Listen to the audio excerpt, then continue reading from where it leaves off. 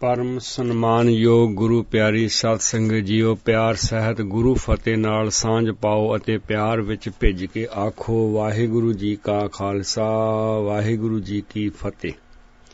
कि असीं नियारे खालसा हां। पुस्तक रिकार्ड करवा के आप संगतां दे हत्थां विच भेजी जा रही है तां कि काम कार करदिआं ड्राइव करदिआं असीं आराम दे नाल गुरमत दे पख नूं इस सीडी राहीं सुन सकदे हां, समझ सकदे हां। ਇਹ ਸੀਡੀਆਂ ਤਿਆਰ ਕਰਨ ਵਿੱਚ ਭਾਈ ਰਿਸ਼ੀਪਾਲ ਸਿੰਘ ਜੀ, ਵੀਰ ਸਰਬਜੀਤ ਸਿੰਘ ਜੀ ਸੰਧੂ, ਸਰਦਾਰ ਗੁਰਚਰਨ ਸਿੰਘ ਜੀ ਜਿਉਣਵਾਲੇ ਤਥਾ ਉਹਨਾਂ ਦੀ ਸਾਰੀ ਟੀਮ ਦਾ ਬਹੁਤ ਵੱਡਾ ਇਹ ਇੱਕ ਹੱਥ ਹੈ, ਬਹੁਤ ਵੱਡੀ ਉਹਨਾਂ ਦੀ ਇੱਕ ਸੇਵਾ ਹੈ। ਵਿੱਚ ਦੁਨੀਆ ਸੇਵ ਕਮਾਈ ਹੈ ਦੇ ਸਬੰਧ ਅੰਦਰ ਵਿਚਾਰ ਸਾਂਝੇ ਕੀਤੇ ਜਾ ਰਹੇ ਹਨ। ਬਹੁਤ ਪੁਰਾਣਾ ਇੱਕ ਲੇਖ ਪੜ੍ਹਿਆ ਸੀ ਕਿ ਧਰਮ ਦਾ ਪ੍ਰਚਾਰ ਕਿਵੇਂ ਕੀਤਾ ਜਾਏ। ਉਸ ਲੇਖ ਵਿੱਚ ਲੇਖਕ ਨੇ ਈਸਾਈ ਮਤ ਦੀ ਇੱਕ ਉਦਾਹਰਨ ਦਿੰਦਿਆਂ ਲਿਖਿਆ ਸੀ ਕਿ ਧਰਮ ਦਾ ਉਹ ਪ੍ਰਚਾਰ ਕਿਵੇਂ ਕਰਦੇ ਹਨ। ਅੱਜ ਤੋਂ ਬਹੁਤ ਸਮਾਂ ਪਹਿਲਾਂ ਅਮਰੀਕਾ ਦੇ ਇੱਕ ਪਿੰਡ ਵਿੱਚ ਕਿਸੇ ਆਦਮੀ ਨੂੰ ਲਾ ਇਲਾਜ ਬਿਮਾਰੀ ਲੱਗ ਗਈ। ਪਿੰਡ ਵਾਲਿਆਂ ਨਾਲ ਰਲ ਕੇ ਪਰਿਵਾਰ ਨੇ ਆਪਣੇ ਹੀ ਪਰਿਵਾਰ ਦੇ ਮੈਂਬਰ ਨੂੰ ਪਿੰਡੋਂ ਬਾਹਰ ਕੱਢ ਕੇ ਰੱਬ ਜੀ ਦੇ ਆਸਰੇ ਛੱਡ ਦਿੱਤਾ। ਉਹ ਵਿਚਾਰਾ ਕੁਰਲਾ ਰਿਹਾ ਸੀ। ਲੋਕ ਲਾਗੋਂ ਦੀ ਲੰਘਦੇ ਜਾ ਰਹੇ ਸਨ। ਲੋਕ ਉਹਦੇ ਨੇੜੇ ਦੀ ਹੋ ਕੇ ਪਰੇ ਦੀ ਲੰਘ ਜਾਂਦੇ ਸਨ। ਕਿਸੇ ਦੇ ਮਨ ਵਿੱਚ ਉਸ ਪ੍ਰਤੀ ਕੋਈ ਤਰਸ ਦਇਆ ਦੀ ਭਾਵਨਾ ਨਹੀਂ ਆਈ ਸੀ। ਅਚਾਨਕ ਈਸਾਈ ਮਤ ਦਾ ਇੱਕ ਪ੍ਰਚਾਰਕ ਨੇੜੇ ਦੀ ਲੰਘਿਆ ਸੀ ਤਾਂ ਉਸ ਨੇ ਦੇਖਿਆ ਕਿ ਬਿਮਾਰ ਆਦਮੀ ਦਰਦਾਂ ਨਾਲ ਕੁਰਲਾ ਰਿਹਾ ਹੈ। ਉਹ ਪ੍ਰਚਾਰਕ ਚਰਚ ਵਿੱਚ ਗਿਆ ਤੇ ਆਪਣੇ ਨਾਲ 2 ਸਿਸਟਰਜ਼ ਨੂੰ ਲੈ ਕੇ ਆਇਆ। ਉਸ ਦੀ ਸੰਭਾਲ ਕਰਦਿਆਂ ਉਸ ਨੂੰ ਗਿਰਜੇ ਘਰ ਵਿੱਚ ਲੈ ਆਏ। ਮਨੁੱਖੀ ਹਮਦਰਦੀ ਜਤਲਾਉਂਦਿਆਂ ਹੋਇਆਂ ਉਸ ਦੀ ਮਲਮ ਪੱਟੀ ਕਰਨੀ ਸ਼ੁਰੂ ਕਰ ਦਿੱਤੀ। ਕੁਝ ਦਿਨਾਂ ਦੀ ਮਿਹਨਤ ਦਾ ਸਦਕਾ ਉਸ ਦੀ ਬਿਮਾਰੀ ਤੇ ਉਸ ਨੇ ਕੰਟਰੋਲ ਕਰ ਲਿਆ। ਬਿਲਕੁਲ ਠੀਕ ਹੋ ਜਾਣ ਤੇ ਉਹਨੇ ਉਸ ਨੂੰ ਈਸਾਈ ਮਤ ਪੜ੍ਹਾਉਣਾ ਸ਼ੁਰੂ ਕਰ ਦਿੱਤਾ। ਬਿਮਾਰ ਆਦਮੀ ਨੇ ਉਹਨਾਂ ਦੀ ਹਮਦਰਦੀ, ਸੇਵਾ ਭਾਵਨਾ ਨੂੰ ਪ੍ਰਤੱਖ ਤੌਰ ਤੇ ਦੇਖ ਕੇ ਈਸਾਈ ਮਤ ਨੂੰ ਪੜ੍ਹਿਆ ਹੀ ਨਹੀਂ ਬਲਕਿ ਗ੍ਰਹਿਣ ਵੀ ਕਰ ਲਿਆ। ਪੁਰਾਣੀਆਂ ਯਾਦਾਂ ਨੂੰ ਤਾਜ਼ਾ ਕਰਨ ਲਈ ਉਹ ਆਪਣੇ ਪਿੰਡ ਮੁੜ ਆਇਆ ਤੇ ਉਸ ਨੇ ਦੱਸਿਆ ਕਿ ਮੈਂ ਈਸਾਈ ਧਰਮ ਨੂੰ ਅਪਣਾ ਲਿਆ ਹੈ। ਪਿੰਡ ਵਾਲਿਆਂ ਨੇ ਉਸ ਨੂੰ ਬਹੁਤ ਬੁਰਾ ਭਲਾ ਕਿਹਾ ਤੇ ਨਾਲ ਹੀ ਪਿੰਡ ਛੱਡ ਜਾਣ ਲਈ ਕਹਿ ਦਿੱਤਾ, ਕਿਉਂਕਿ ਉਸ ਨੇ ਪਿਤਾ ਪੁਰਖੀ ਧਰਮ ਛੱਡ ਕੇ ਕਿਸੇ ਦੂਸਰੇ ਧਰਮ ਨੂੰ ਅਪਣਾ ਲਿਆ ਸੀ। ਬਿਮਾਰੀ ਤੋਂ ਠੀਕ ਹੋਏ ਆਦਮੀ ਨੇ ਪਿੰਡ ਵਾਲਿਆਂ ਨੂੰ ਇੱਕ ਬਹੁਤ ਚੁਭਵੀਂ ਤੇ ਦਿਲ ਨੂੰ ਹਿਲਾ ਦੇਣ ਵਾਲੀ ਗੱਲ ਕਹੀ ਕਿ ਮੈਨੂੰ ਨਹੀਂ ਪਤਾ ਮੈਂ ਕਿਹੜਾ ਧਰਮ ਅਪਣਾ ਲਿਆ ਹੈ, ਪਰ ਮੈਨੂੰ ਇਤਨਾ ਜ਼ਰੂਰ ਯਕੀਨ ਹੋ ਗਿਆ ਹੈ ਕਿ ਉਹ ਲੋਕ ਤੁਹਾਡੇ ਨਾਲੋਂ ਬਹੁਤ ਚੰਗੇ ਹਨ। ਸਿੱਖ ਧਰਮ ਵਿੱਚ ਸੇਵਾ ਦਾ ਖੇਤਰ ਬਹੁਤ ਹੀ ਵਿਸ਼ਾਲ ਹੈ। ਗੁਰੂਆਂ ਦੇ ਜੀਵਨ ਤੋਂ ਸ਼ੁਰੂ ਕਰੀਏ ਤਾਂ ਗੁਰੂ ਨਾਨਕ ਸਾਹਿਬ ਜੀ ਦੀ ਕੋੜੀ ਨਾਲ ਹਮਦਰਦੀ ਜਗ ਜ਼ਾਹਰ ਹੈ। ਮਾਝੇ ਦੇ ਇੱਕ ਪਿੰਡ ਵਿੱਚ ਇੱਕ ਕੋੜੀ ਜੋ ਦਰਦਾਂ ਦੇ ਨਾਲ ਹਰ ਵੇਲੇ ਕਰਲਾਉਂਦਾ ਰਹਿੰਦਾ ਸੀ, ਕਰਾ ਰਿਹਾ ਸੀ। ਘਰ ਵਾਲਿਆਂ ਨੇ ਰੋਜ਼ ਦਾ ਕਲੇਸ਼ ਮੁਕਾਉਣ ਲਈ ਉਸ ਨੂੰ ਦਰਿਆ ਬਿਆਸ ਵਿੱਚ ਸੁੱਟਣ ਲਈ ਤੁਰ ਪਏ। ਗੁਰੂ ਅਰਜਨ ਪਾਤਸ਼ਾਹ ਜੀ ਨੇ ਇਸ ਘਟਨਾ ਨੂੰ ਦੇਖਿਆ ਤਾਂ ਉਹਨਾਂ ਨੇ ਕਿਹਾ, ਬੰਦਾ ਮਾਰਨ ਨਾਲ ਕੋੜ ਦੀ ਬਿਮਾਰੀ ਖਤਮ ਨਹੀਂ ਹੋ ਸਕਦੀ। ਇਸ ਦੇ ਇਲਾਜ ਲਈ ਹਸਪਤਾਲ ਦੀ ਜ਼ਰੂਰਤ ਹੈ। ਦੁਨੀਆ ਦਾ ਪਹਿਲਾ ਕੋੜੀ ਘਰ ਤਰਨਤਾਰਨ ਵਿਖੇ ਗੁਰੂ ਸਾਹਿਬ ਜੀ ਨੇ ਬਣਵਾਇਆ, ਜੋ ਅੱਜ ਸਾਡੇ ਸਾਹਮਣੇ ਦੁਨੀਆ ਵਿੱਚ ਸੇਵਾ ਦੀ ਪ੍ਰਤੱਖ ਮਿਸਾਲ ਹੈ। ਗੁਰੂ ਹਰਿਰਾਏ ਸਾਹਿਬ ਜੀ ਦੇ ਦਵਾਖਾਨੇ ਵਿੱਚੋਂ ਦਾਰਾ ਸ਼ਿਕੋ ਦੇ ਇਲਾਜ ਲਈ ਦਵਾਈ ਦਾ ਪ੍ਰਬੰਧ ਕੀਤਾ ਗਿਆ। ਦੁੱਖ ਇਸ ਗੱਲ ਦਾ ਹੈ, ਅਸੀਂ ਸਿੱਖ ਧਰਮ ਦੇ ਦਾਅਵੇਦਾਰ ਜੋ ਗੁਰੂ ਨਾਨਕ ਪਾਤਸ਼ਾਹ ਜੀ ਨੇ ਸੇਵਾ ਦਾ ਆਦਰਸ਼ ਸਾਡੇ ਸਾਹਮਣੇ ਰੱਖਿਆ ਹੈ, ਉਹ ਕੇਵਲ ਤੇ ਕੇਵਲ ਅਸੀਂ ਬਹੁਤ ਥੋੜ੍ਹੇ ਦਾਇਰੇ ਵਿੱਚ ਬੰਦ ਕਰਕੇ ਰੱਖ ਦਿੱਤਾ ਹੈ। ਜਾਂ ਮੈਂ ਇੰਝ ਆਖਾਂ, ਗੁਰੂ ਨਾਨਕ ਸਾਹਿਬ ਜੀ ਨੇ ਦੁਨੀਆ ਵਿੱਚ ਸੇਵਾ ਕਰਨ ਦਾ ਜੋ ਆਦਰਸ਼ ਦਿੱਤਾ ਸੀ, ਉਹ ਅਸੀਂ ਸਿਰਫ ਗੁਰਦੁਆਰਿਆਂ ਦੀ ਚਾਰ ਦੀਵਾਰੀ ਤੱਕ ਸੀਮਿਤ ਕਰਕੇ ਰੱਖ ਦਿੱਤਾ ਹੈ। ਇੱਕ ਗੱਲ ਦਾ ਖਿਆਲ ਰੱਖਣਾ, ਗੁਰਦੁਆਰਿਆਂ ਵਿੱਚੋਂ ਸੇਵਾ ਦਾ ਵਲ ਪੂਰਨਾ ਗੁਰ ਨਮੂਨਾ ਸਿੱਖ ਕੇ ਅਗਾਹਾਂ ਦੁਨੀਆ ਵਿੱਚ ਇਸ ਮਹਾਨ ਸੇਵਾ ਨੂੰ ਪ੍ਰਗਟ ਕਰਨਾ ਸੀ। ਮੈਂ ਫਿਰ ਦੁਹਰਾ ਦਿਆਂ, ਕਿਸੇ ਨੂੰ ਮਗਾਲਤਾ ਨਾ ਲੱਗ ਜਾਏ। ਗੁਰਦੁਆਰਿਆਂ ਵਿੱਚੋਂ ਸੇਵਾ ਦੇ ਨੁਕਤੇ ਸਿੱਖ ਕੇ ਅਗਾਹਾਂ ਦੁਨੀਆ ਵਿੱਚ ਇਸ ਮਹਾਨ ਸੇਵਾ ਨੂੰ ਪ੍ਰਗਟ ਕਰਨਾ ਸੀ ਜੋ ਅਸੀਂ ਕਰ ਨਹੀਂ ਸਕੇ। ਗੁਰਮਤਿ ਅਨੁਸਾਰ ਸੇਵਾ ਦਾ ਆਦਰਸ਼ ਕੀ ਹੈ? ਇਸ ਲਈ ਸੇਵਾ ਦੇ ਵਿਸ਼ਾਲ ਖੇਤਰ ਨੂੰ ਸਮਝਣ ਲਈ ਸ੍ਰੀ ਰਾਗ ਦੇ ਇੱਕ ਸ਼ਬਦ ਦੀ ਵਿਚਾਰ ਸਾਂਝੀ ਕਰਾਂਗੇ।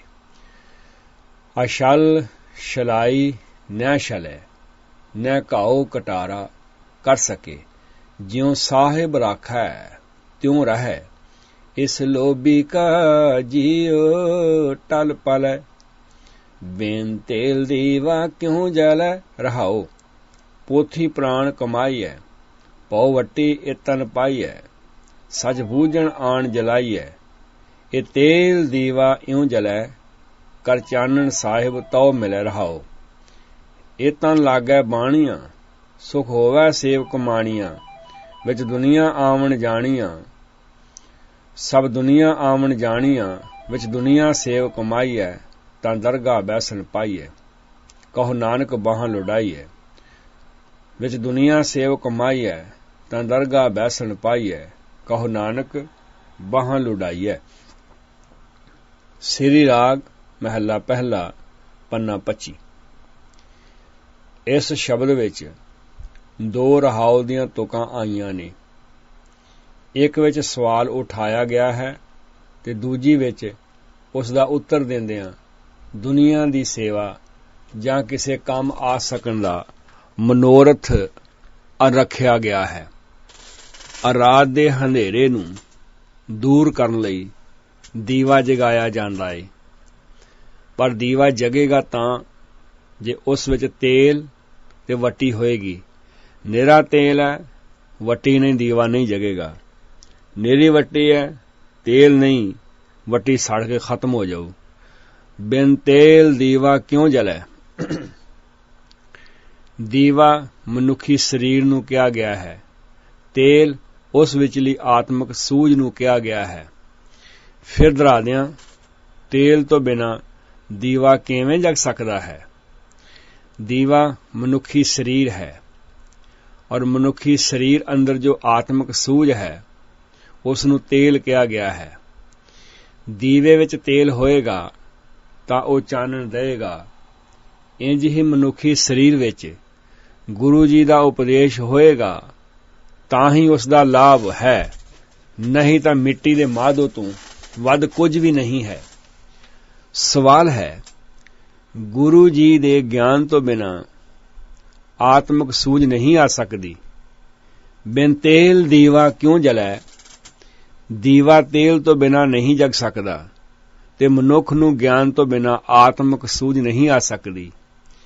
ਇਸ ਆਤਮਿਕ ਸੂਝ ਤੋਂ ਬਿਨਾਂ ਮਨੁੱਖ ਜੋ ਸੁਭਾਅ ਕਬੂਲ ਕਰਦਾ ਏ ਉਸ ਦਾ ਜ਼ਿਕਰ ਪਹਿਲੀ ਤੁਕ ਵਿੱਚ ਆਇਆ ਏ। ਅਛਲ ਛਲਾਈ ਨਹਿ ਛਲੈ, ਨਹਿ ਘਾਉ ਕਟਾਰਾ ਕਰ ਸਕੇ, ਜੋ ਸਾਹਿਬ ਰਾਖੈ ਤਿਉ ਰਹੈ, ਇਸ ਲੋਭੀ ਕਾ ਜੀਉ ਟਲ ਪਲੈ। ਅਛਲ ਛਲਾਈ ਨਹਿ ਛਲੈ, ਨਹਿ ਘਾਉ ਕਟਾਰਾ ਕਰ ਸਕੇ, ਜੋ ਸਾਹਿਬ ਰਾਖੈ ਤਿਉ ਰਹੈ, ਇਸ ਲੋਭੀ ਕਾ ਜੀਉ ਟਲ ਪਲੈ। ਇਹਨਾਂ ਤੁਕਾਂ ਵਿੱਚ ਮਾਇਆ ਦੇ ਪ੍ਰਭਾਵ ਦੀ ਗੱਲ ਕੀਤੀ ਗਈ ਏ। ਮਾਇਆ ਕਿਸੇ ਤੋਂ ਛਲੀ ਨਹੀਂ ਗਈ। ਮਾਇਆ ਨੂੰ ਕੋਈ ਜ਼ਖਮੀ ਵੀ ਨਹੀਂ ਕਰ ਸਕਦਾ, ਪਰ ਲੋਭੀ ਜਿਹੜਾ ਇਸ ਦੇ ਅੱਗੇ ਭੰਗੜਾ ਪਾਉਂਦਾ ਫਿਰਦਾ ਹੈ, ਨੱਚਦਾ ਫਿਰਦਾ ਹੈ, ਟੱਪਦਾ ਫਿਰਦਾ ਹੈ। ਭਾਵ ਪਰਮਾਤਮਾ ਦੀ ਮਿਥੀ ਹੋਈ ਮਰਿਆਦਾ ਸਭ ਜੀਵਾਂ ਦੇ ਅੱਗੇ ਪ੍ਰਗਟ ਹੋ ਰਹੀ ਹੈ। ਬਹੁਤ ਬਰੀਕ ਸਵਾਲ ਉੱਠਦਾ ਹੈ ਕਿ ਇਹ ਮਾਇਆ ਹੈ ਕੀ ਚੀਜ਼? ਦਰਅਸਲ ਮਨ ਵਿੱਚ ਹਰ ਵੇਲੇ ਕਈ ਖਿਆਲ ਚੱਲਦੇ ਰਹਿੰਦੇ ਹਨ। ਕੁਝ ਵਿਚਾਰ ਅਜਿਹੇ ਹੁੰਦੇ ਹਨ ਜੋ ਬਹੁਤ ਹੀ ਮਲੀਨ ਹੁੰਦੇ ਹਨ। ਇੰਝ ਵੀ ਸਮਝਿਆ ਜਾ ਸਕਦਾ ਹੈ ਕਿ ਜਿਨ੍ਹਾਂ ਵਿਚਾਰਾਂ ਦੁਆਰਾ ਮਨੁੱਖ ਪਾਸੋਂ ਰੱਬੀ ਗੁਣ ਵਿਸਰ ਜਾਂਦੇ ਹਨ ਜਾਂ ਰੁਕਾਵਟ ਬਣਦੇ ਹਨ, ਉਹ ਸਾਰੇ ਹੀ ਮਾਇਆ ਰੂਪ ਵਿੱਚ ਪ੍ਰਗਟ ਹੁੰਦੇ ਹਨ।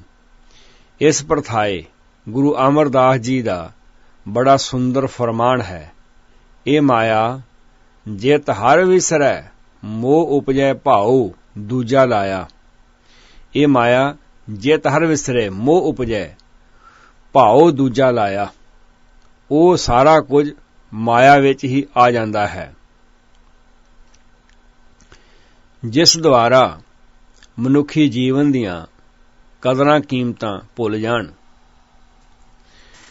ਮਨੁੱਖ ਕਰਮ ਕਰਨ ਵਿੱਚ ਆਜ਼ਾਦ ਹੈ ਤੇ ਆਜ਼ਾਦ ਕਰਮ ਕਰਦਿਆਂ ਸਾਨੂੰ ਫਲ ਵੀ ਉਸੇ ਹੀ ਕਰਮ ਦਾ ਮਿਲੇਗਾ ਜੋ ਅਸੀਂ ਕਰ ਰਹੇ ਹਾਂ। ਫਿਰ ਇਸ ਕਰਮ ਦੇ ਫਲ ਵਿੱਚ ਰੱਬ ਜੀ ਦਾ ਕੋਈ ਕਸੂਰ ਨਹੀਂ ਹੈ। ਉਸ ਦੀ ਬਣਾਈ ਹੋਈ ਨਿਯਮਾਵਲੀ ਵਿੱਚ ਜਿਹੋ ਜਿਹਾ ਅਸੀਂ ਕਰਮ ਕਰਾਂਗੇ, ਫਲ ਸਾਨੂੰ ਉਹੋ ਜਿਹਾ ਹੀ ਮਿਲਣਾ ਹੈ। ਸਮਾਜ ਦੀਆਂ ਬੇਲੋੜੀਆਂ ਰਸਮਾਂ ਵਿੱਚ ਮਨੁੱਖ ਫਸਿਆ ਪਿਆ ਹੈ। ਧਾਰਮਿਕ ਰਸਮਾਂ ਨਿਭਾਉਣ ਵਾਲੇ ਇਸ ਮਾਇਆ ਅੱਗੇ ਨੱਚ ਰਹੇ ਨੇ। ਰਾਜਨੀਤਿਕ ਆਗੂ ਆਪਣੀ ਅਗਲੀ ਚੋਣ ਲੜਨ ਲਈ ਮਾਇਆ ਇਕੱਠੀ ਕਰਨ ਦੇ ਚੱਕਰ ਵਿੱਚ ਮਾਇਆ ਦੇ ਅੱਗੇ ਲੋਭੀ ਜਿਹੜਾ ਬਣ ਕੇ ਨੱਚ ਰਿਹਾ ਹੈ। ਜੋ ਸੇਵਾ ਇਹਨਾਂ ਮਨੁੱਖਤਾ ਦੀ ਕਰਨੀ ਸੀ, ਉਹ ਛੱਡ ਕੇ ਰਾਜਨੀਤਿਕ ਨੇਤਾ ਜਨਾਂ ਵਿੱਚ ਖੁਦਗਰਜ਼ੀ ਇਤਨੀ ਆ ਗਈ ਹੈ ਕਿ ਲੋਕ ਭਲਾਈ ਦੇ ਕੰਮਾਂ ਨੂੰ ਹੀ ਭੁੱਲ ਗਏ ਹਨ। ਇਸ ਲੋਭੀ ਕਾ ਜੀਓ ਟਲ ਪਲੈ ਨਿਜ ਸਵਾਰਥ ਤੋਂ ਉੱਪਰ ਉੱਠ ਕੇ ਦੁਨੀਆ ਦੀ ਸੇਵਾ ਵੱਲ ਨੂੰ ਵਧਣਾ ਸੀ। ਅਜਿਹਾ ਆਤਮਿਕ ਸੂਝ ਦੀ ਘਾਟ ਕਰਕੇ ਹੀ ਹੋ ਰਿਹਾ ਹੈ।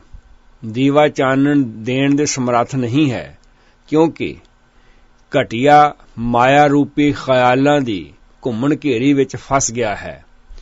ਇਸੇ ਹੀ ਸ਼ਬਦ ਦੇ ਦੂਸਰੇ ਬੰਦ ਵਿੱਚ ਆਤਮਿਕ ਦੀਵੇ ਨੂੰ ਜਗਾਉਣ ਲਈ ਗਿਆਨ ਰੂਪੀ ਤੇਲ, ਵੱਟੀ ਤੇ ਅੱਗ ਦਾ ਫਾਰਮੂਲਾ ਵੀ ਰੱਖਿਆ ਗਿਆ ਹੈ। ਹੁਕਮੀ ਫਰਮਾਨ ਹੈ, ਪੋਥੀ ਪ੍ਰਾਣ ਕਮਾਈਐ ਪਉ ਵੱਟੀ ਇਤ ਤਨ ਪਾਈਐ ਸੱਚ ਬੂਝਣ ਆਣ ਜਲਾਈਐ। ਪੋਥੀ ਪ੍ਰਾਣ ਕਮਾਈਐ ਪਉ ਵੱਟੀ ਇਤ ਤਨ ਪਾਈਐ ਸੱਚ ਬੂਝਣ ਆਣ ਜਲਾਈਐ। ਸਰੀਰ ਰੂਪੀ ਦੀਵੇ ਵਿੱਚ ਤੇਲ ਪੋਥੀ ਪ੍ਰਾਣ ਦਾ ਪਾਉਣਾ ਭਾਵ ਗੁਰੂ ਗ੍ਰੰਥ ਸਾਹਿਬ ਜੀ ਦੇ ਉਪਦੇਸ਼ ਨੂੰ ਸਮਝਣਾ ਤੇ ਅਪਣਾਉਣਾ ਹੈ। ਪੁਰਾਣੇ ਸਮਿਆਂ ਵਿੱਚ ਮਿੱਟੀ ਦੇ ਦੀਵੇ ਹੁੰਦੇ ਸਨ ਤੇ ਉਹਨਾਂ ਵਿੱਚ ਸਰੋਂ ਦਾ ਤੇਲ ਤੇ ਰੂੰ ਦੀ ਵੱਟੀ ਵੱਟ ਕੇ ਪਾ ਲਈ ਜਾਂਦੀ ਸੀ। ਚੁੱਲ੍ਹੇ ਵਿੱਚੋਂ ਅੱਗ ਲੈ ਕੇ ਦੀਵਾ ਜਗਾ ਲਿਆ ਜਾਂਦਾ ਸੀ। ਜਿੱਥੇ ਗੁਰੂ ਜੀ ਸੂਝ ਤੇ ਜ਼ੋਰ ਦਿੰਦੇ ਹਨ, ਉੱਥੇ ਇਸ ਸਰੀਰ ਵਿੱਚ ਰੱਬੀ ਭੈ ਦੀ ਹੋਂਦ ਨੂੰ ਬਰਕਰਾਰ ਰੱਖਣ ਲਈ ਵੀ ਕਿਹਾ ਗਿਆ ਹੈ। ਇਸ ਦੀਵੇ ਵਿੱਚ ਤੇਲ ਤੇ ਵੱਟੀ ਤੋਂ ਲੋਅ ਲੈਣ ਲਈ ਸੱਚ ਰੂਪੀ ਅੱਗ ਦੀ ਜ਼ਰੂਰਤ ਹੈ। ਗੱਲ ਸਿੱਧੀ ਮੁੱਕਦੀ ਹੈ ਕਿ ਗੁਰੂ ਨਾਨਕ ਸਾਹਿਬ ਜੀ ਨੇ ਦੁਨੀਆ ਵਿੱਚ ਸੇਵਾ ਕਰਨ ਲਈ ਆਤਮਿਕ ਸੂਝ ਦੀ ਲੋੜ, ਗੁਰ ਗਿਆਨ, ਰੱਬੀ ਨਿਯਮਾਵਲੀ ਤੇ ਸੱਚ ਬੋਲਣ ਦੀ ਲੀਹ ਖਿੱਚ ਕੇ ਇੱਕ ਮਾਡਲ ਤਿਆਰ ਕੀਤਾ ਹੈ। ਦੂਸਰੇ ਰਾਹ ਵਿੱਚ ਜਗ ਰਹੇ ਦੀਵੇ ਦੀ ਅਵਸਥਾ ਦਾ ਵਿਸਥਾਰ ਆਇਆ ਏ, ਜੋ ਪਰਮਾਤਮਾ ਦੇ ਮਿਲਾਪ ਦੀ ਨਿਸ਼ਾਨੀ ਦੱਸੀ ਗਈ ਹੈ। ਇਹ ਤੇਲ ਦੀਵਾ ਇਉਂ ਜਲੈ ਕਰ ਚਾਨਣ ਸਾਹਿਬ ਤਉ ਮਿਲੈ ਰਹਾਉ। ਤੇਲ, ਵੱਟੀ ਤੇ ਅਗਨੀ ਨਾਲ ਦੀਵਾ ਜਗਾ ਲੈਣਾ ਮੁਕੰਮਲ ਹਨੇਰੇ ਦਾ ਖਾਤਮਾ ਹੈ, ਪ੍ਰਕਾਸ਼ ਦੀ ਪ੍ਰਾਪਤੀ ਹੈ। ਚਾਨਣੇ ਵਿੱਚ ਕਦੇ ਕਿਸੇ ਨੂੰ ਠੇਡਾ ਨਹੀਂ ਲੱਗਦਾ, ਨਾ ਹੀ ਕੋਈ ਚੀਜ਼ ਗਵਾਚਦੀ ਹੈ। ਇਸੇ ਲਈ ਚੰਗੀਆਂ ਸਰਕਾਰਾਂ ਆਪਣੇ ਨਾਗਰਿਕਾਂ ਨੂੰ ਗਲੀਆਂ ਵਿੱਚ ਰੋਸ਼ਨੀ ਦਾ ਚੰਗੇਰਾ ਪ੍ਰਬੰਧ ਕਰਕੇ ਦਿੰਦੀਆਂ ਹਨ, ਤਾਂ ਕਿ ਚੋਰੀ ਇਤਿਆਦਿਕ ਤੋਂ ਬਚਿਆ ਜਾ ਸਕੇ। ਦੀਵਾ ਤਾਂ ਮਨੁੱਖ ਨੂੰ ਸਮਝਾਉਣ ਲਈ ਇੱਕ ਉਦਾਹਰਨ ਵਜੋਂ ਲਿਆ ਹੈ। ਦੀਵਾ ਬਲੇ ਅੰਧੇਰਾ ਜਾਏ। ਅੰਦਰਲੇ ਸੁਭਾਅ ਵਿੱਚ ਦੀਵਾ ਜਗਾਉਣ ਦੀ ਗੱਲ ਕੀਤੀ ਗਈ ਹੈ। ਬੁਝੇ ਹੋਏ ਦੀਵੇ ਨੂੰ ਬਾਹਰਲੀ ਅੱਗ ਲੈ ਕੇ ਜਗਾਇਆ ਜਾਂਦਾ ਹੈ। ਇੰਜ ਆਤਮਿਕ ਸੂਝ ਦਾ ਗੁਰ ਉਪਦੇਸ਼, ਰੱਬੀ ਨਿਯਮਾਵਲੀ ਤੇ ਸੱਚ ਧਾਰਨ ਕਰਨ ਦੀ ਬਿਰਤੀ ਦਾ ਨਾਂ ਦੀਵਾ ਜਗਣਾ ਹੈ। ਕਰ ਚਾਨਣ ਸਾਹਿਬ ਤੋ ਮਿਲੇ, ਵਾਹਿਗੁਰੂ ਜੀ ਦੇ ਮਿਲਾਪ ਦੀ ਨਿਸ਼ਾਨੀ ਰੱਖੀ ਗਈ ਹੈ। ਗੁਰੂ ਨਾਨਕ ਸਾਹਿਬ ਜੀ ਨੇ ਸੰਸਾਰ ਨੂੰ ਇਸ ਧਰਤੀ ਦੇ ਰਹਿੰਦਿਆਂ ਹੀ ਚਾਨਣੇ ਵਿੱਚ ਵਿਚਰਨ ਦਾ ਵੱਲ ਸਮਝਾਇਆ ਹੈ। ਇਸ ਚਾਨਣੇ ਵਿੱਚ ਤੁਰਨਾ ਹੀ ਰੱਬੀ ਮਿਲਾਪ ਹੈ। ਜਿਸ ਨੂੰ ਇਹ ਸਮਝ ਆ ਜਾਂਦੀ ਏ, ਉਹ ਜਗਤ ਨੂੰ ਮਿਥਿਆ ਮੰਨ ਕੇ ਚੱਲਣ ਵਿੱਚ ਭਲਾ ਸਮਝਦਾ ਹੈ। ਨਿੱਜੀ ਮੋਹ ਦੀਆਂ ਤੰਦਾਂ ਛੱਡ ਕੇ ਦੁਨੀਆ ਦੀ ਸੇਵਾ ਵੱਲ ਨੂੰ ਵਧਣ ਦੇ ਸਾਰਥਕ ਯਤਨ ਕਰਦਾ ਹੈ। ਸ਼ਬਦ ਦੇ ਤੀਸਰੇ ਬੰਦ ਵਿੱਚ ਹੋਰ ਵੀ ਸੌਖਾ ਸੂਤਰ ਦੱਸਿਆ ਗਿਆ ਹੈ। ਇਤ ਤਨ ਲਾਗੇ ਬਾਣੀਆਂ, ਸੁਖ ਹੋਵੈ ਸੇਵ ਕਮਾਣੀਆਂ, ਸਭ ਦੁਨੀਆ ਆਵਣ ਜਾਣੀਆਂ। ਇਤ ਤਨ ਲਾਗੈ ਬਾਣੀਆਂ, ਸੁਖ ਹੋਵੈ ਸੇਵ ਕਮਾਣੀਆਂ, ਸਭ ਦੁਨੀਆ ਆਵਣ ਜਾਣੀਆਂ। ਇਸ ਸਰੀਰ ਨੂੰ ਨਾਸ਼ਵਾਨ ਸਮਝਦਿਆਂ ਦੁਨੀਆ ਵਿੱਚ ਸੇਵਾ ਵਾਲੇ ਪਾਸੇ ਲਗਾ ਕੇ ਆਤਮਿਕ ਆਨੰਦ ਮਾਣਦਾ ਹੈ, ਜੋ ਕਿ ਪ੍ਰਭੂ ਮਿਲਾਪ ਦੀ ਸਿਖਰ ਹੈ। ਅਖੀਰਲੀਆਂ ਤੁਕਾਂ ਵਿੱਚ ਗੁਰੂ ਸਾਹਿਬ ਜੀ ਨੇ ਜੋ ਉਪਦੇਸ਼ ਦਿੱਤਾ ਹੈ, ਉਹ ਦੁਨੀਆ ਵਿੱਚ ਸੇਵਾ ਦਾ ਨਿਸ਼ਾਨਾ ਰੱਖਿਆ ਗਿਆ ਹੈ। ਵਿੱਚ ਦੁਨੀਆ ਸੇਵ ਕਮਾਈ ਹੈ, ਤਾਂ ਦਰਗਾਹ ਬੈਸਣ ਪਾਈ ਹੈ, ਕਹੋ ਨਾਨਕ ਬਾਹਾਂ ਲੁਡਾਈ ਹੈ। ਇਹਨਾਂ ਤੁਕਾਂ ਵਿੱਚ ਤਿੰਨ ਗੱਲਾਂ ਦਾ ਸਿਧਾਂਤ ਸਾਡੇ ਸਾਹਮਣੇ ਉਘੜ ਕੇ ਆਉਂਦਾ ਹੈ। ਇੱਕ ਸੇਵਾ, ਦੂਜਾ ਰੱਬੀ ਦਰਗਾਹ, ਤੀਜਾ ਸੰਸਾਰ ਵੱਲੋਂ ਚਿੰਤਾਵਾਂ ਦੀ ਮੁਕਤੀ। ਪਰਮਾਤਮਾ ਦਾ ਕੋਈ ਖਾਸ ਟਿਕਾਣਾ ਨਹੀਂ ਹੈ, ਉਹ ਤੇ ਸਗੋਂ ਕੁਦਰਤ ਰਾਹੀਂ ਇਸ ਧਰਤੀ ਦੇ ਹੀ ਦੇਖਿਆ ਮਾਣਿਆ ਜਾ ਸਕਦਾ ਹੈ। ਗੁਰੂ ਸਾਹਿਬ ਜੀ ਦਾ ਸਾਫ਼ ਫਰਮਾਨ ਹੈ, ਜੈ ਜੈ ਪੇਖੋਂ ਤੈ ਹਜ਼ੂਰ, ਦੂਰ ਕਤਹੁ ਨਾ ਜਾਈ, ਅਤੇ ਜਲ ਥਲ ਮਹੀਲ ਪੂਰਿਆ ਰਵਿਆ ਵਿੱਚ ਵਣਾ, ਸੋ ਪ੍ਰਭ ਚੇਤਨਾ ਆਵੇ ਕਿਤਲਾ ਦੁਖ ਗਣਾ। ਸਮੁੰਦਰੀ ਬੇੜਾ ਤਰਦਾ ਤੇ ਡੁੱਬਦਾ ਪਾਣੀ ਵਿੱਚ ਹੀ ਹੈ। ਫਿਰ ਦੁਹਰਾ ਦਿਆਂ, ਪਾਣੀ ਵਿੱਚ ਹੀ ਸਮੁੰਦਰੀ ਬੇੜਾ ਡੁੱਬਦਾ ਹੈ ਤੇ ਪਾਣੀ ਵਿੱਚ ਹੀ ਉਹ ਤਰਦਾ ਹੈ। ਇਸੇ ਤਰ੍ਹਾਂ ਹੀ ਸੰਸਾਰ ਰੂਪੀ ਸਮੁੰਦਰ ਵਿੱਚ ਹੀ ਮਨੁੱਖ ਤਰ ਸਕਦਾ ਹੈ ਤੇ ਵਿਕਾਰਾਂ ਦੀਆਂ ਲਹਿਰਾਂ ਵਿੱਚ ਡੁੱਬ ਵੀ ਸਕਦਾ ਹੈ। ਗੁਰੂ ਨਾਨਕ ਸਾਹਿਬ ਜੀ ਨੇ ਦੁਨੀਆ ਵਿੱਚ ਸੇਵ ਕਮਾਈ ਹੈ, ਭਾਵ ਰੱਬ ਜੀ ਦੇ ਬਣਾਏ ਹੋਏ ਬੰਦਿਆਂ ਦੀ ਸੇਵਾ ਹੀ ਪਰਮਾਤਮਾ ਦੀ ਸੇਵਾ ਹੈ। ਤਾਂ ਦਰਗਾਹ ਬੈਸਣ ਪਾਈ ਹੈ, ਸਾਡਾ ਸਮਾਜ, ਭਾਈਚਾਰਾ, ਮੁਲਕਾਂ ਦੀ ਸਾਂਝ, ਆਪਣੇ ਪਿੰਡ ਸ਼ਹਿਰ, ਗੱਲ ਕੀ ਇਸ ਧਰਤੀ ਦੇ ਤਲ ਨੂੰ ਰੱਬੀ ਦਰਗਾਹ ਕਿਹਾ ਗਿਆ ਹੈ। ਇੱਥੇ ਹੀ ਚਿੰਤਾਵਾਂ ਤੋਂ ਮੁਕਤ ਹੋਣਾ ਹੈ। ਸੰਨ 71 ਵਿੱਚ 10ਵੀਂ ਜਮਾਤ ਵਿੱਚ ਪੜ੍ਹਦਿਆਂ ਅੰਗਰੇਜ਼ੀ ਕਿਤਾਬ ਵਿੱਚੋਂ ਇੱਕ ਬਹੁਤ ਖੂਬਸੂਰਤ ਕਵਿਤਾ ਪੜ੍ਹੀ ਸੀ, ਜਿਸ ਦਾ ਸਾਰ ਮੈਨੂੰ ਅੱਜ ਤੀਕ ਯਾਦ ਹੈ। ਉਹ ਕਵਿਤਾ ਇਸ ਤਰ੍ਹਾਂ ਦੀ ਸੀ। ਇੱਕ ਦਿਨ ਅਬੂ ਬਿਨ ਅਦਮ ਨਾਂ ਦਾ ਇੱਕ ਭਲਾ ਮਨੁੱਖ ਆਪਣੇ ਘਰ ਵਿੱਚ ਬੈਠਾ ਹੋਇਆ ਸੀ। ਉਸ ਨੂੰ ਮਿਲਣ ਲਈ ਇੱਕ ਫਰਿਸ਼ਤਾ ਆਇਆ ਤੇ ਕਹਿਣ ਲੱਗਾ, ਮੈਂ ਕੁਝ ਉਹਨਾਂ ਲੋਕਾਂ ਦੇ ਨਾਮ ਲਿਖ ਰਿਹਾ ਹਾਂ ਜੋ ਰੱਬ ਜੀ ਦੀ ਬੰਦਗੀ ਕਰਦੇ ਹਨ। ਅਬੂ ਬਿਨ ਅਦਮ ਕਹਿਣ ਲੱਗਾ, ਕਿ ਬੰਦਗੀ ਕਰਨ ਵਾਲਿਆਂ ਦੇ ਨਾਲ ਮੇਰਾ ਵੀ ਇਸ ਵਿੱਚ ਨਾਮ ਲਿਖਿਆ ਹੋਇਆ ਹੈ? ਤਾਂ ਫਰਿਸ਼ਤੇ ਨੇ ਹੱਥ ਜੋੜ ਕੇ ਫੜੀ ਹੋਈ ਸੁਨਹਿਰੀ ਕਿਤਾਬ ਫਰੋਲਦਿਆਂ ਕਿਹਾ, ਭਲੇ ਲੋਕ, ਤੇਰਾ ਇਸ ਵਿੱਚ ਕੋਈ ਨਾਮ ਨਹੀਂ ਲਿਖਿਆ ਹੋਇਆ। ਤਾਂ ਅੱਗੋਂ ਅਬੂ ਨੇ ਬਹੁਤ ਹੀ ਹਲੀਮੀ ਨਾਲ ਕਿਹਾ, ਹੇ ਰੱਬ ਦੇ ਬਣਾਏ ਹੋਏ ਫਰਿਸ਼ਤੇ ਬੰਦੇ, ਤੂੰ ਮੈਨੂੰ ਮਿਲਣ ਵਾਸਤੇ ਆਇਆ। ਬੇਸ਼ੱਕ ਬੰਦਗੀ ਕਰਨ ਵਾਲਿਆਂ ਵਿੱਚ ਨਾਮ ਨਾ ਲਿਖ, ਪਰ ਮੇਰਾ ਉਹਨਾਂ ਲੋਕਾਂ ਵਿੱਚ ਨਾਮ ਲਿਖ ਲੈ ਜੋ ਰੱਬ ਜੀ ਦੇ ਬਣਾਏ ਬੰਦਿਆਂ ਨਾਲ ਪਿਆਰ ਕਰਦਿਆਂ ਉਹਨਾਂ ਦੀ ਸੇਵਾ ਵਿੱਚ ਜੁਟੇ ਰਹਿੰਦੇ ਹਨ। ਫਰਿਸ਼ਤੇ ਨੇ ਕਿਹਾ, ਮੈਂ ਆਪਣੇ ਮਾਲਕ ਪਾਸੋਂ ਪੁੱਛ ਕੇ ਹੀ ਤੇਰਾ ਨਾਮ ਲਿਖ ਸਕਦਾ ਹਾਂ। ਅਗਲੇ ਦਿਨ ਫਰਿਸ਼ਤਾ ਆਇਆ ਤੇ ਕਹਿਣ ਲੱਗਾ, ਪਿਆਰੇ ਅਬੂ, ਤੇਰਾ ਨਾਮ ਮੇਰੇ ਮਾਲਕ ਨੇ ਸਭ ਤੋਂ ਪਹਿਲੇ ਨੰਬਰ ਉੱਤੇ ਲਿਖਿਆ ਹੋਇਆ ਹੈ, ਕਿਉਂਕਿ ਰੱਬ ਜੀ ਦੇ ਬਣਾਏ ਹੋਏ ਬੰਦਿਆਂ ਨੂੰ ਤੂੰ ਪਿਆਰ ਹੀ ਨਹੀਂ ਕਰਦਾ, ਬਲਕਿ ਉਹਨਾਂ ਦੀ ਸੇਵਾ ਵੀ ਕਰਦਾ ਰਹਿੰਦਾ ਏ। ਜ਼ਰੂਰੀ ਨਹੀਂ ਕਿ ਇਹ ਘਟਨਾ ਇੰਜ ਵਾਪਰੀ ਹੋਵੇ, ਪਰ ਇਸ ਵਿੱਚੋਂ ਇੱਕ ਤੱਤ ਦੀ ਗੱਲ ਮਿਲਦੀ ਹੈ ਕਿ ਦੁਨੀਆ ਦੀ ਸੇਵਾ ਇੱਕ ਮਹਾਨ ਰੁਤਬਾ ਰੱਖਦੀ ਹੈ। ਗੁਰੂ ਜੀ ਦਾ ਸੇਵਾ ਪ੍ਰਤੀ ਕੈਸਾ ਫੈਸਲਾ ਹੈ, ਵਿੱਚ ਦੁਨੀਆ ਸੇਵ ਕਮਾਈ ਹੈ ਤਾਂ ਦਰਗਾਹ ਬੈਸਣ ਪਾਈ ਹੈ। ਹਾਂ, ਜੇ ਅੱਜ ਦੇ ਯੁੱਗ ਵਿੱਚ ਕਿਸੇ ਨੇ ਅਬੂ ਦੇ ਦਰਸ਼ਨ ਕਰਨੇ ਹੋਣ ਤਾਂ ਅੰਮ੍ਰਿਤਸਰ ਪਿੰਗਲਵਾੜੇ ਦੇ ਬਾਨੀ ਭਗਤ ਪੂਰਨ ਸਿੰਘ ਦੇ ਜੀਵਨ ਵਿੱਚੋਂ ਕੀਤੇ ਜਾ ਸਕਦੇ ਹਨ। ਅਸਲ ਨੋਬਲ ਇਨਾਮ ਦੇ ਹੱਕਦਾਰ ਉਹ ਸਨ, ਪਰ ਅਜਿਹੇ ਕੌਮੀ ਹੀਰਿਆਂ ਨੂੰ ਇਹਨਾਂ ਇਨਾਮਾਂ ਨੂੰ ਦੀ ਲੋੜ ਨਹੀਂ, ਤੇ ਅਜਿਹੇ ਕੌਮੀ ਹੀਰੇ ਇਹਨਾਂ ਇਨਾਮਾਂ ਨੂੰ ਵੀ ਤੁੱਛ ਜਾਣਦੇ ਹਨ। ਸਿੱਖ ਕੌਮ ਦੀ ਬਦਕਿਸਮਤੀ ਹੀ ਕਹੀ ਜਾ ਸਕਦੀ ਹੈ ਕਿ ਵਿੱਚ ਦੁਨੀਆ ਸੇਵ ਕਮਾਈ ਹੈ ਵਾਲੇ ਡੂੰਘੇ ਫਲਸਫੇ ਨੂੰ ਨਹੀਂ ਸਮਝ ਸਕੇ। ਮਨੁੱਖੀ ਸੇਵਾ ਵਰਗੇ ਮਹਾਨ ਫਲਸਫੇ ਨੂੰ ਗੁਰਦੁਆਰੇ ਦੀ ਚਾਰ ਦੀਵਾਰੀ ਵਿੱਚ ਬੰਦ ਕਰਕੇ ਰੱਖ ਦਿੱਤਾ ਹੈ। ਕਿਹਾ ਜਾਂਦਾ ਹੈ ਕਿ ਸੇਵਾ ਤਾਂ ਪ੍ਰਬੰਧਕ ਬਣਿਆ ਹੀ ਕੀਤੀ ਜਾ ਸਕਦੀ ਹੈ, ਉਂਝ ਕਿੱਥੇ ਸਮਾਂ ਮਿਲਦਾ ਹੈ ਜੀ ਸੇਵਾ ਕਰਨ ਨੂੰ। ਸਾਡੇ ਧੰਨ ਭਾਗ ਹਨ ਕਿ ਸੰਗਤ ਨੇ ਸਾਨੂੰ ਸੇਵਾ ਦਿੱਤੀ ਹੋਈ ਹੈ। ਆਪਣੀ ਮਰਜ਼ੀ ਨਾਲ ਸੇਵਾ ਦੀਆਂ ਸਾਖੀਆਂ ਦਾ ਕਲਚਰ ਤਿਆਰ ਕਰਕੇ ਸਾਧ ਤਬਕੇ ਨੇ ਲੋਕਾਂ ਨੂੰ ਆਪਣੀਆਂ ਲੱਤਾਂ ਗੋਡੇ ਘੁੱਟਣ ਤੇ ਚੋਲੇ ਕਸ਼ਹਿਰੇ ਧੋਣ ਤੱਕ ਸੇਵਾ ਨੂੰ ਸੀਮਿਤ ਕਰਕੇ ਰੱਖ ਦਿੱਤਾ ਹੈ। ਸਿੱਖੀ ਸਿਧਾਂਤ ਵਿੱਚ ਇਹ ਨਿਸ਼ਾਨਾ ਦੁਨੀਆ ਦੀ ਸੇਵਾ ਦਾ ਹੈ। ਪ੍ਰੋਫੈਸਰ ਇੰਦਰ ਸਿੰਘ ਘੱਗਾ ਜੀ ਨੇ ਆਪਣੀ ਇੱਕ ਪੁਸਤਕ ਅੰਦਰ ਸਾਡਾ ਬੇੜਾ ਇਉਂ ਗਰਕਿਆ ਵਿੱਚ ਸੇਵਾ ਦੇ ਪ੍ਰਸੰਗ ਨੂੰ ਸੁਚੱਜੇ ਢੰਗ ਨਾਲ ਬਿਆਨ ਕੀਤਾ ਹੈ ਕਿ ਚਿੱਕੜ ਵਿੱਚੋਂ ਕੌਲਾ ਕੱਢ ਦਿੱਤਾ, ਗੁਰਤਾ ਮਿਲ ਗਈ ਜਾਂ ਥੜਾ ਬਣਾ ਦਿੱਤਾ, ਖੁਸ਼ ਹੁੰਦਿਆਂ ਉਸੇ ਵੇਲੇ ਹੀ ਗੁਰਿਆਈ ਸੌਂਪ ਦਿੱਤੀ।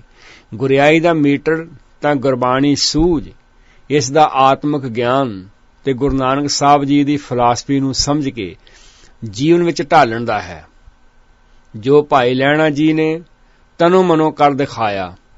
ਜਦੋਂ ਗੁਰੂ ਨਾਨਕ ਸਾਹਿਬ ਜੀ ਦੀ ਨਰੋਈ ਵਿਚਾਰਧਾਰਾ ਤੇ ਕੁਦਰਤੀ ਫਲਸਫੇ ਦੀ ਸਮਝ ਆ ਗਈ ਤਾਂ ਹੁਕਮ ਮੰਨਣ ਤੇ ਸੇਵਾ ਭਾਵਨਾ ਦੇ ਕੀਮਤੀ ਆਦਰਸ਼ ਨੂੰ ਮਨ ਵਿੱਚ ਵਸਾ ਲਿਆ ਗਿਆ।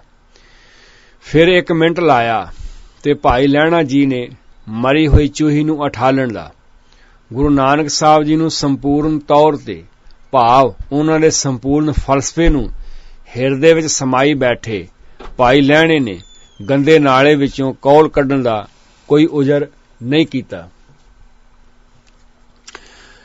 ਗੁਰੂ ਨਾਨਕ ਸਾਹਿਬ ਜੀ ਦੀ ਸੋਚ ਹਿਰਦੇ ਵਿੱਚ ਪਰਪੱਕ ਕਰ ਲਿਆ। ਗੁਰੂ ਨਾਨਕ ਸਾਹਿਬ ਜੀ ਦੀ ਸੋਚ ਨੂੰ ਹਿਰਦੇ ਵਿੱਚ ਪਰਪੱਕ ਕਰ ਲਿਆ। ਮੈਂ ਇਹਨਾਂ ਗੱਲਾਂ ਨੂੰ ਇੱਕ ਦਫਾ ਫਿਰ ਦੁਹਰਾ ਦਿਆਂ ਜੋ ਭਾਈ ਲਹਿਣੇ ਜੀ ਨੇ ਤਨੋਂ ਮਨੋਂ ਕਰ ਦਿਖਾਇਆ।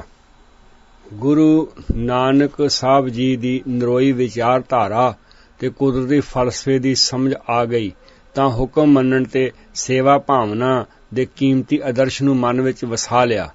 ਫਿਰ 1 ਮਿੰਟ ਲਾਇਆ ਏ ਭਾਈ ਲਹਿਣੇ ਜੀ ਨੇ ਮਰੀ ਹੋਈ ਚੂਹੀ ਨੂੰ ਉਠਾਲਣ ਦਾ ਗੁਰੂ ਨਾਨਕ ਸਾਹਿਬ ਜੀ ਨੂੰ ਸੰਪੂਰਨ ਤੌਰ ਤੇ ਭਾਵ ਉਹਨਾਂ ਦੇ ਸੰਪੂਰਨ ਫਲਸਫੇ ਨੂੰ ਹਿਰਦੇ ਵਿੱਚ ਸਮਾਈ ਬੈਠੇ ਭਾਈ ਲਹਿਣੇ ਨੇ ਗੰਦੇ ਨਾਲੇ ਵਿੱਚੋਂ ਕੌਲ ਕੱਢਣ ਦਾ ਕੋਈ ਉਜਰ ਨਹੀਂ ਕੀਤਾ, ਕਿਉਂਕਿ ਗੁਰੂ ਨਾਨਕ ਸਾਹਿਬ ਜੀ ਦੀ ਸੋਚ ਨੂੰ ਹਿਰਦੇ ਵਿੱਚ ਪਰਪੱਕ ਕਰ ਲਿਆ।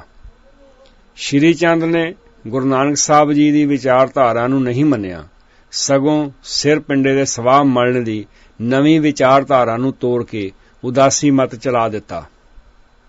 ਗੁਰੂ ਰਾਮਦਾਸ ਜੀ ਨੇ ਬਹੁਤ ਹੀ ਸਰਲ ਭਾਸ਼ਾ ਵਿੱਚ ਸੇਵਾ ਕਰਨ ਵਾਲੇ ਨੂੰ ਸਤਿਗੁਰ ਦੀ ਪ੍ਰਵਾਨਗੀ ਲੈਣ ਲਈ ਕਿਹਾ ਗਿਆ ਹੈ। ਇੱਕ ਵਾਕ ਵਿੱਚ ਕੈਸੀ ਭਾਵਨਾ ਪ੍ਰਗਟ ਕੀਤੀ ਗਈ ਹੈ, ਸਾ ਸੇਵਾ ਕੀਤੀ ਸਫਲ ਹੈ ਜਦ ਸਤਿਗੁਰ ਕਾ ਮਨ ਮੰਨੈ, ਜਾਂ ਸਤਿਗੁਰ ਕਾ ਮਨ ਮੰਨਿਆ ਤਾਂ ਪਾਪ ਕਸੰਮਲ ਭੰਨੈ। ਉਪਦੇਸ਼ ਜੇ ਦਿੱਤਾ ਸਤਿਗੁਰੂ ਸੋ ਸੁਣਿਆ ਸਿੱਖੀ ਕੰਨੇ, ਜਿਨ ਸਤਿਗੁਰ ਕਾ ਭਾਣਾ ਮੰਨਿਆ ਤਿਨ ਚੜੀ ਚਵੱਗਣ ਵੰਨੇ। ਇਹ ਚਾਲ ਨਿਰਾਲੀ ਗੁਰਮੁਖੀ ਗੁਰ ਦੇਖਿਆ ਸੁਣ ਮਨ ਭਿੰਨੇ। राग गौड़ी पौड़ी महला चौथा पन्ना 314।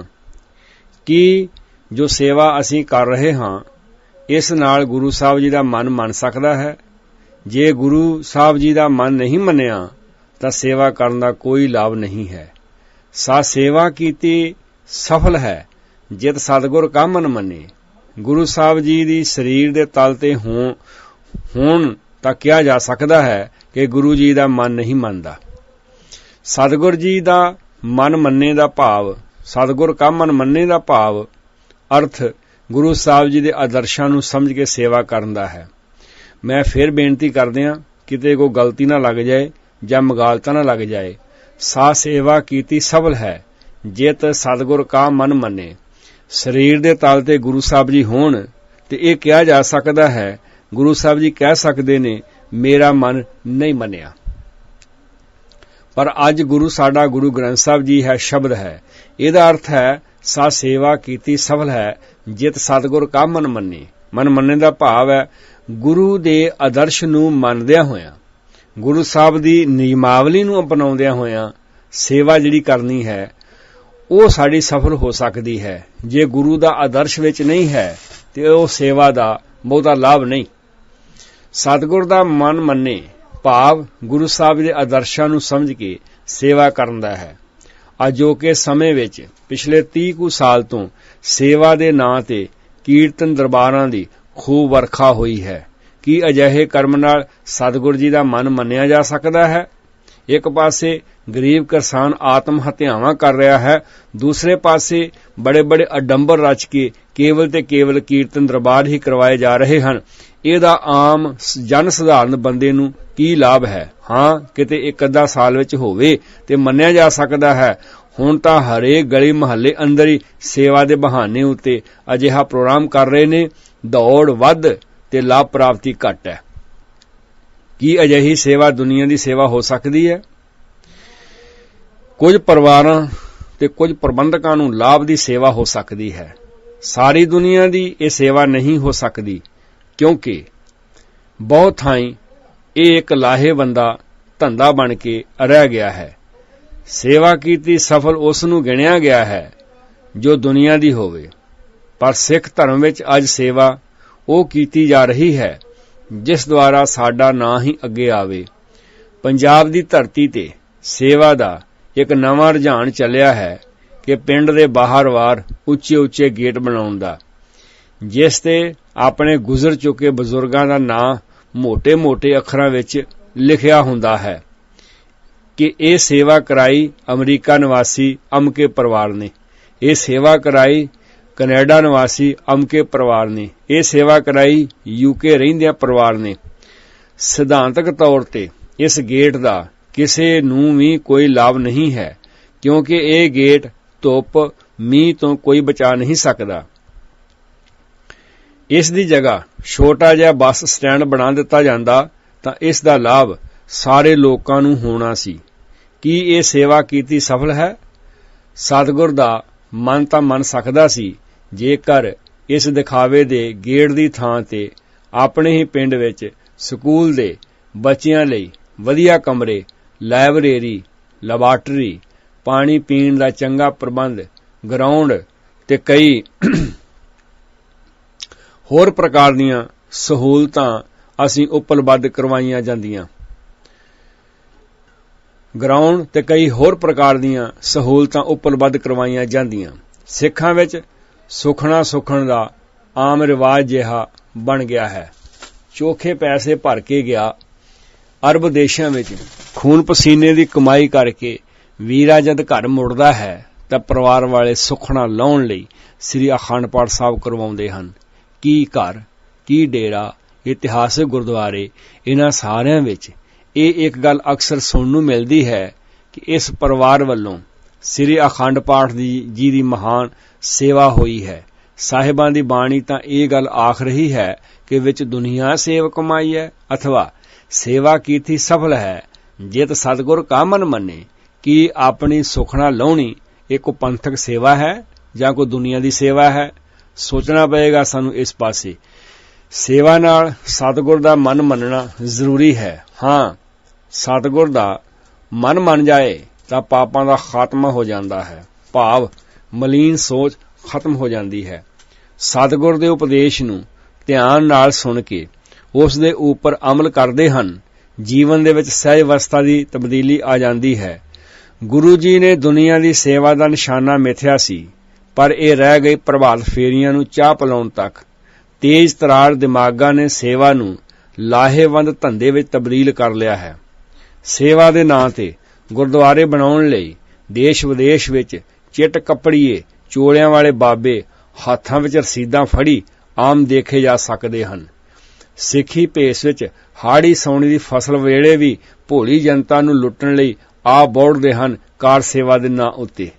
ਕਹਿੰਦੇ ਹਨ, ਮਰਨ ਤੋਂ ਉਪਰੰਤ ਇਸ ਜਨਮ ਨੂੰ ਸਫਲ ਕਰਨ ਲਈ ਦਿਲ ਖੋਲ ਕੇ ਸੇਵਾ ਕਰੋ ਜੀ। ਮਿਲਰਗੰਜ ਲੁਧਿਆਣੇ ਮੇਰੇ ਇੱਕ ਡਾਕਟਰ ਪਰਮ ਮਿੱਤਰ ਉਹਨਾਂ ਦੇ ਕਲੀਨਿਕ ਦੇ ਅੰਦਰ ਬੈਠੇ ਹੋਏ ਸੀ। ਉਹਨਾਂ ਦਾ ਨਾਂ ਹੈ ਡਾਕਟਰ ਡੀ.ਪੀ. ਸ਼ਰਮਾ। ਕੁਦਰਤੀ ਇੱਕ ਸਾਧ ਲਾਣੇ ਦੇ ਭੇਸ ਵਿੱਚ ਹੱਟਾ ਕੱਟਾ ਗੁਰਦੁਆਰੇ ਦੀ ਅਗਰਾਈ ਲਈ ਬੇਨਤੀ ਕਰਦਿਆਂ ਡਾਕਟਰ ਜੀ ਨੂੰ ਹੋਰ ਧਨ ਦੌਲਤ ਲੈ ਕੇ ਦੇਣ ਦੀ ਰੱਬ ਜੀ ਪਾਸ ਸਿਫਾਰਿਸ਼ ਕਰਨ ਲੱਗਾ। ਡਾਕਟਰ ਜੀ ਨੇ ਬਾਬਾ ਜੀ ਪਾਸੋਂ ਪਿੰਡ ਦਾ ਨਾਂ ਪੁੱਛਿਆ ਤਾਂ ਉਹ ਪਿੰਡ ਡਾਕਟਰ ਸਾਹਿਬ ਦਾ ਨਿਕਲਿਆ। ਡਾਕਟਰ ਸਾਹਿਬ ਨੇ ਖਚਰਾ ਜਿਹਾ ਹਾਸਾ ਹੱਸਦਿਆਂ ਉਸ ਤੇ ਮੋੜਵਿਆਂ ਇੱਕ ਸਵਾਲ ਕੀਤਾ ਕਿ ਭਾਈ ਜੀ, ਉਸ ਪਿੰਡ ਦੇ ਸਰਪੰਚ ਦਾ ਨਾਂ ਕੀ ਹੈ? ਸਰਪੰਚ ਦਾ ਨਾਂ ਪੁੱਛਣ ਤੇ ਉਗਰਾਈ ਵਾਲਾ ਬਾਬਾ ਜੀ ਉਲਝਣ ਵਿੱਚ ਫਸ ਗਿਆ ਤੇ ਛੇਤੀ ਅਸਲੀਅਤ ਸਾਹਮਣੇ ਆ ਗਈ। ਕਹਿਣ ਲੱਗਾ, ਗੁਰਦੁਆਰਾ ਤਾਂ ਕੋਈ ਨਹੀਂ ਬਣ ਰਿਹਾ। ਮੈਂ ਸੱਚੀ ਗੱਲ ਦੱਸਾਂ ਜੀ, ਗੁਰਦੁਆਰਾ ਤਾਂ ਅਸਲ ਵਿੱਚ ਮੇਰਾ ਸਿਰਫ ਢਿੱਡੀ ਸਾਹਿਬ ਗੁਰਦੁਆਰਾ ਹੈ, ਭਾਵ ਮੇਰਾ ਪੇਟ ਸਾਹਿਬ ਗੁਰਦੁਆਰਾ ਹੈ। ਸੇਵਾ ਦੇ ਨਾਂ ਤੇ ਸੰਗਤ ਨਾਲ ਬਹੁਤ ਸਾਰੀਆਂ ਠੱਗੀਆਂ ਵੱਜੀਆਂ ਹਨ ਤੇ ਵੱਜ ਰਹੀਆਂ ਹਨ, ਜਿੰਨਾ ਚਿਰ ਅਸੀਂ ਸੁਚੇਤ ਨਾ ਹੋਏ। ਗੁਰੂ ਸਾਹਿਬ ਜੀ ਨੇ ਸੇਵਾ ਨੂੰ ਬਹੁ ਮੰਤਵੀ ਬਣਾਇਆ ਸੀ, ਜਿਸ ਦਾ ਸਿਖਰ ਆਨੰਦਪੁਰ ਦੀ ਧਰਤੀ ਤੇ ਭਾਈ ਕਨ੍ਹਈਆ ਜੀ ਦੇ ਰੂਪ ਵਿੱਚ ਨਿਖਰ ਕੇ ਸਾਹਮਣੇ ਆਇਆ, ਜੋ ਵਿੱਚ ਦੁਨੀਆ ਸੇਵ ਕਮਾਈਏ ਦਾ ਸਾਕਾਰ ਰੂਪ ਹੈ। ਗੁਰਦੁਆਰੇ ਤਾਂ ਸੇਵਾ ਦਾ ਇੱਕ ਪੂਰਨਾ ਸਨ, ਜਿੱਥੋਂ ਸੇਵਾ ਦੇ ਵਲ ਸਿੱਖ ਕੇ ਬਾਹਰ ਖਲਕਤ ਦੀ ਸੇਵਾ ਕਮਾਉਣੀ ਸੀ। ਕਈ ਵਾਰ ਸੜਕਾਂ ਦੇ ਧੱਕੇ ਦੀ ਸੇਵਾ ਵੀ ਦੇਖਣ ਨੂੰ ਮਿਲ ਰਹੀ ਹੈ। ਸੜਕ ਦੇ ਐਨ ਵਿਚਕਾਰ ਅੜਿੱਕੇ ਲਗਾ ਕੇ ਰੋਕ ਕੇ ਰੱਜਿਆਂ ਹੋਇਆਂ ਨੂੰ ਲੰਗਰ ਛਕਾਇਆ ਜਾ ਰਿਹਾ ਹੈ। ਇਹਨਾਂ ਵੀਰਾਂ ਨੂੰ ਕਿਤੇ ਇਹ ਕਿਹਾ ਜਾਏ ਕਿ ਤੁਸੀਂ ਸਿੱਖ ਲਿਟਰੇਚਰ ਵੰਡਣ ਦੀ ਸੇਵਾ ਵਾਲੇ ਪਾਸੇ ਜ਼ਰਾ ਆਓ ਤਾਂ ਘੜਿਆ ਘੜਾਇਆ ਉੱਤਰ ਦੇਣਗੇ, ਇਹ ਕੰਮ ਤੇ ਸ਼੍ਰੋਮਣੀ ਕਮੇਟੀ ਦਾ ਹੈ, ਕੰਮ ਉਹਨਾਂ ਦਾ ਹੋਣਾ ਚਾਹੀਦਾ ਹੈ। ਬਹੁਤ ਸਾਰੇ ਸਾਧਲਿਆਂ ਨੇ ਕਈਆਂ ਨੂੰ ਮਾਨਸਿਕ ਤੌਰ ਤੇ ਇਹ ਸਮਝਾ ਦਿੱਤਾ ਹੈ ਕਿ ਸਾਡੀ ਸੇਵਾ ਕਰੀ ਜਾਓਗੇ ਤਾਂ ਗੁਰੂ ਤੁਹਾਨੂੰ ਇਤਨਾ ਫਲ ਦੇਵੇਗਾ ਕਿ ਤੁਹਾਡੇ ਪਾਸੋਂ ਮੁੱਕਣਾ ਨਹੀਂ। ਸਾਡੀ ਮੁੱਠੀ ਚਾਪੀ ਕੀਤਿਆਂ ਸਵਰਗ ਦੀਆਂ ਸਾਰੀਆਂ ਬਹਾਰਾਂ ਤੁਹਾਡੇ ਕਦਮਾਂ ਵਿੱਚ ਹੋਣਗੀਆਂ। ਗੁਰੂ ਨਾਨਕ ਸਾਹਿਬ ਜੀ ਨੇ ਨਿਜ ਸਵਾਰਥ ਤੋਂ ਉੱਪਰ ਉੱਠ ਕੇ ਦੁਨੀਆ ਦੀ ਸੇਵਾ ਕਮਾਉਣ ਲਈ ਕਿਹਾ ਸੀ। ਸਾਡੇ ਲੀਡਰਾਂ ਜਥੇਦਾਰਾਂ ਨੇ ਸਿਰਫ ਆਪਣੇ ਪਰਿਵਾਰ ਪਾਲਣ ਤੱਕ ਹੀ ਸੇਵਾ ਕਮਾਉਣ ਲਈ ਕਿਹਾ ਸੀ, ਪਰ ਸਾਡੇ ਇਹਨਾਂ ਭੱਦਰ ਪੁਰਸ਼ਾਂ ਨੇ ਆਮ ਸੰਗਤਾਂ ਨੂੰ ਸਾਧ ਲਾਣੇ ਵਾਂਗ ਆਪਣੀ ਸੇਵਾ ਵਿੱਚ ਹੀ ਜੋੜ ਲਿਆ ਹੈ। ਇੱਕ ਵਿਦਵਾਨ ਵੀਰ ਨੇ ਬਹੁਤ ਪਿਆਰਾ ਮਸ਼ਵਰਾ ਸਿੱਖ ਕੌਮ ਦੇ ਸਾਹਮਣੇ ਰੱਖਿਆ ਹੈ ਕਿ ਜਿਤਨਾ ਲੰਗਰ ਅਸੀਂ ਗੁਰੂ ਨਾਨਕ ਸਾਹਿਬ ਜੀ ਦੇ ਪੁਰਬ ਉੱਤੇ ਛਕਦੇ ਹਾਂ, ਉਸ ਨੂੰ ਅੱਧਾ ਕਰ ਲਈਏ, ਇਥੋਪੀਆ ਵਰਗੇ ਮੁਲਕ ਨੂੰ 1 ਸਾਲ ਦਾ ਲੰਗਰ ਮਿਲ ਸਕਦਾ ਹੈ।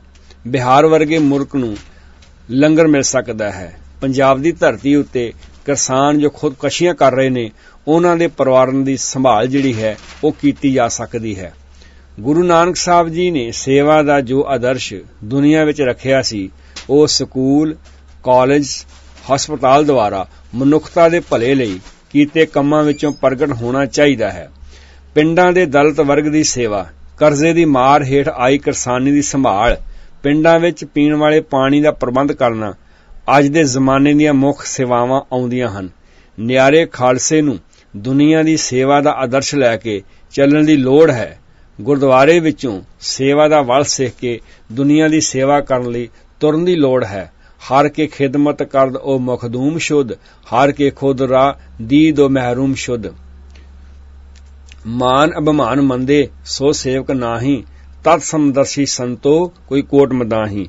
ਮੈਂ ਫਿਰ ਦੁਹਰਾ ਦਿਆਂ, ਸੇਵਾ ਦਾ ਆਦਰਸ਼ ਜੋ ਗੁਰੂ ਨਾਨਕ ਪਾਤਸ਼ਾਹ ਜੀ ਨੇ ਰੱਖਿਆ ਹੈ ਉਹ ਸਾਰੀ ਦੁਨੀਆ ਦਾ ਰੱਖਿਆ ਸੀ, ਪਰ ਅਸੀਂ ਬਹੁਤ ਸੀਮਤ ਦਾਇਰੇ ਤੱਕ ਸੀਮਤ ਹੋ ਕੇ ਰਹਿ ਗਏ ਹਾਂ। ਲੋੜ ਹੈ ਵਿੱਚ ਦੁਨੀਆ ਸੇਵ ਕਮਾਈਐ, ਤਾਂ ਦਰਗਾਹ ਬੈਸਣ ਪਾਈਐ, ਕਹੋ ਨਾਨਕ ਬਾਹਾਂ ਲੁਡਾਈਐ। ਭੁੱਲਾਂ ਚੁੱਕਾਂ ਦੀ ਖਿਮਾ ਪਿਆਰਿਓ, ਪਿਆਰ ਸਤਿਗੁਰੂ ਫਤਿਹ ਨਾਲ ਸਾਂਝ ਪਾਓ ਅਤੇ ਆਖੋ ਵਾਹਿਗੁਰੂ ਜੀ ਕਾ ਖਾਲਸਾ, ਵਾਹਿਗੁਰੂ